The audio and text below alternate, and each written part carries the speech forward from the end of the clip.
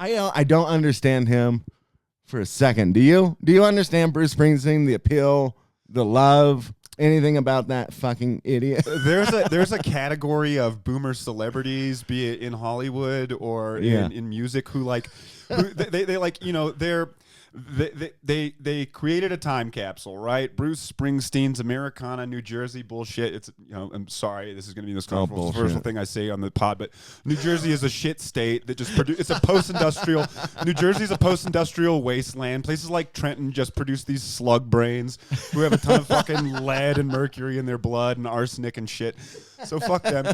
But yeah, I mean, Bruce Springsteen is like one of those artists who, like Joni Mitchell and all those other people who like started bitching, or Neil Young. They what they did for their time was important in that epic, and they captured that time, but it's like they didn't grow with the politics as the country continued to evolve. And so they just kind of seem obsolete to me. Like, I don't want to hear what the fuck they have to say about anything, be it Roger Waters, as we mentioned, or Bono. I mean, these people are just so detached.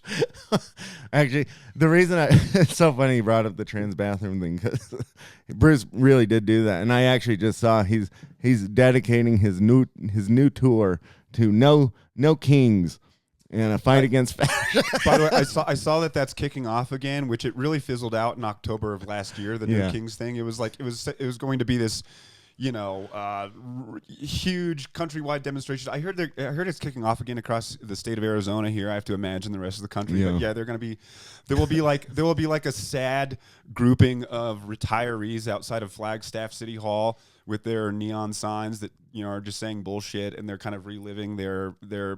The funny thing is, a lot of these folks of that generation who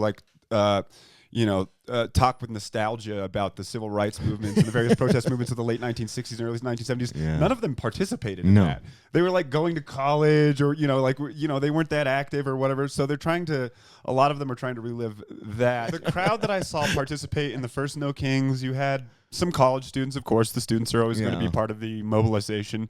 But then it was a lot of folks, like, you know, so I was driving down Gurley Street in Prescott on Whiskey Row, and I just saw this small grouping of like retirees, and they all had this like, Trump's a fascist, you know, these sort of signs. Maybe they're right about that. That's a different debate. But what they seemed to be doing, it seemed like they had all just watched too much Handmaid's Tale. You know what I'm saying? And shit like that. Like, and they kind of get off on this fantasy of being a part of resistance. I mean, some of them, it's as if some of them wish he were more fascist than he was. And I saw this. This is really interesting. It's a terrible tragedy, and I'm not making light of it. But I saw the. And so I'm going to separate what I call liberals, center left, kind of go with the program, vote, all of that, from leftists, who I have a little more respect for. They're interesting, they're revolutionary, they're anti-parliamentary. They have some fascinating qualities to them. But the liberals, you know, these like Netflix Democrats had just like watched like too much of The Mandalorian or whatever. And so in Minnesota, when ICE is still deployed in Minnesota, but when they first shot Renee Good in the face, and then they shot Alex Pretty, the left like got horny. Like they got horny. They were like, "Oh, you see, these masked fascists are shooting us in the streets." It's like, well, that guy had a gun and got into a physical confrontation with armed federal agents. It's horrible what happened to him. I'm not saying that's right. You have the right to protest. I also believe in the Second Amendment. You have a right to. He had a concealed carry permit. All of that. But like the left, rather than being sad that he got killed, they got kind of horny because it like justified this like resistance culture or whatever, or made Trump, you know. I like how you said that. That's good. They did get horny. Well, it's so crazy, right? Like, I don't know. You're right. Netflix liberals, they really have nothing better to do. I noticed that too. While they're sucking off our Social Security, they just go out and protest because they didn't do a fucking thing their entire lives. No. They bent the knee to the system.